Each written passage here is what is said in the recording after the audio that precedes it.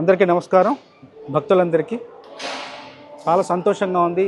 కాణిపాకం ఇంతకుముందు 2 సార్లు వచ్చాను. ఒకసారి భార్య పిల్లలతో వచ్చాను, నేను ఒకసారి వచ్చాను ఒంటరిగా. ఇప్పుడు ఈసారి 3వ సారి రావడం. ఈ 3వ సారి చాలా ప్రత్యేకత ఉంది, విశిష్టత ఉంది. ఈసారి చాలా ఘనమైన స్వాగతం, ఘనమైన గొప్ప ఆదరణ, ప్రేమాభిమానాలతో నన్ను ఆహ్వానించారు, స్వాగతించారు. చాలా సంతోషం. ఇందుకు కారకులైన మన ఎమ్మెల్యే మురళి గారికి, మిత్రులు తేజో గారికి మనస్ఫూర్తిగా నా ధన్యవాదాలు తెలియజేసుకుంటున్నాను. చాలా ఏదో ఒక తెలియని స్పందన, గొప్ప అనుభూతి, అనిర్వచనీయమైన అనుభూతి కలిగింది.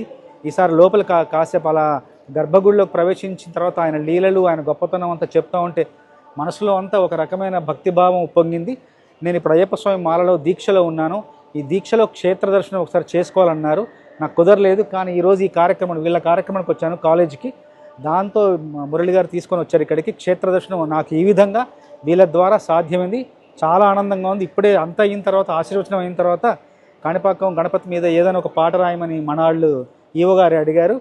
నాకు వెంటనే నాలో ఒక మంచి స్పందన మొదలైంది. తప్పకుండా రాసిస్తాను.